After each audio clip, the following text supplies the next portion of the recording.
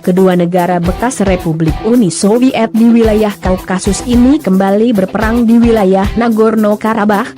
Perang terjadi sejak Minggu, 27 September 2020. Peperangan yang hingga kini terjadi telah memakan korban jiwa hampir 100 orang. Kecaman datang dari PBB.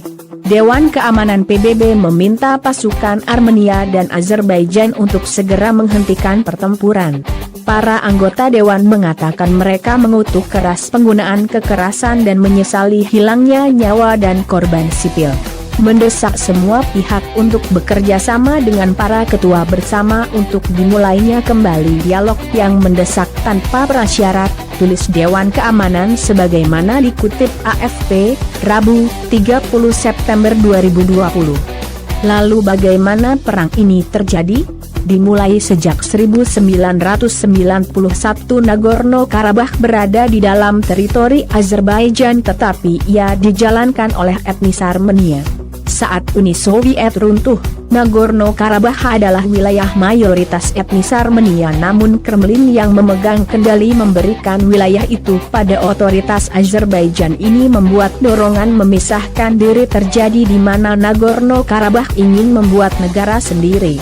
Perbedaan mayoritas Nagorno-Karabakh yang Kristen dan Azerbaijan yang Muslim semakin memperkeruh persoalan.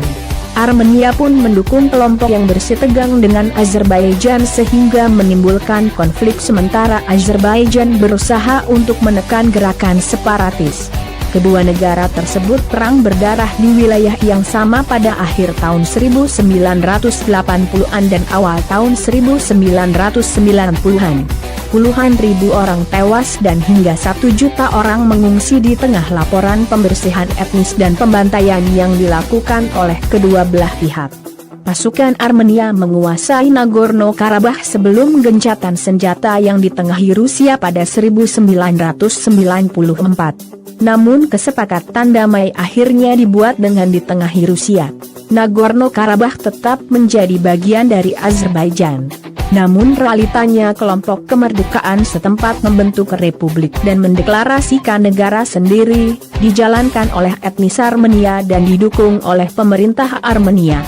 Perundingan damai juga telah berlangsung, dengan dimediasi oleh Organisasi untuk Keamanan dan Kerjasama di Eropa, OSCE, Minsk Group. Ini adalah sebuah badan yang dibentuk pada tahun 1992 dan diketuai oleh Prancis, Rusia, dan Amerika Serikat, AS. Namun sejauh ini perjanjian damai belum ditandatangani. Bentrokan terus berlanjut selama 3 dekade terakhir, dengan gejolak serius terakhir pada tahun 2016, ketika puluhan tentara di kedua negara tewas. Konflik tersebut semakin diperumit dengan masuknya Turki. Negara itu merupakan sekutu dekat Azerbaijan, yang mengakui kemerdekaan pada tahun 1991. Mantan Presiden Azerbaijan Heydar Aliyev pernah menggambarkan keduanya sebagai satu bangsa dengan dua negara.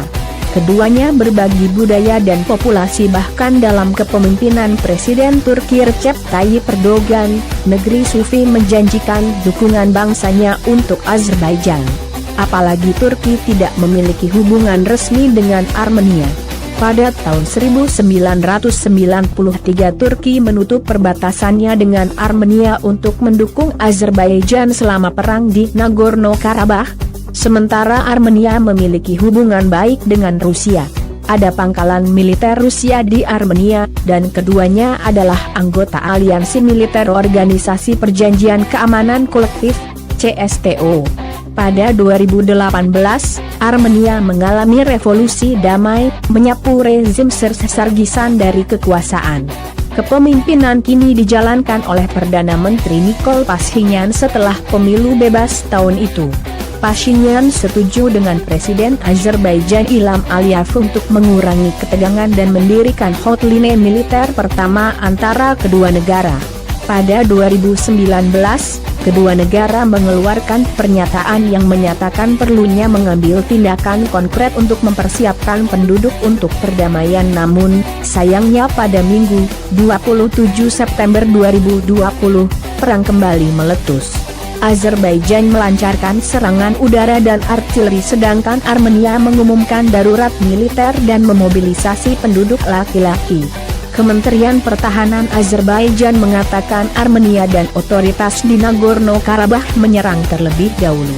Azerbaijan meminta mereka untuk meletakkan senjata dan menyerah. Kondisi panas sebenarnya sudah terlihat sejak Februari 2020. Insiden awal adalah saat pasukan Azerbaijan melaporkan ada tembakan yang diluncurkan Armenia di pos-pos angkatan negara itu. Armenia, disebut Azerbaijan menembaki pasukan dengan senjata api dan sniper. Ini menewaskan 4 orang tentara dan melukai 1 lainnya. Kami tetap kuat di samping tentara kami untuk melindungi tanah air kami dari invasi Azerbaijan, tulis Perdana Menteri Armenia Nikol Pashinyan di Twitter. Kami mempertahankan wilayah kami, tujuan kami benar, bantah Presiden Azerbaijan, Ilham Aliyev, berkata dalam pidatonya. Perang kedua negara menyalakan kembali kekhawatiran tentang stabilitas di Kaukasus Selatan. Apalagi ini adalah tempat koridor pipa yang membawa minyak dan gas ke pasar dunia.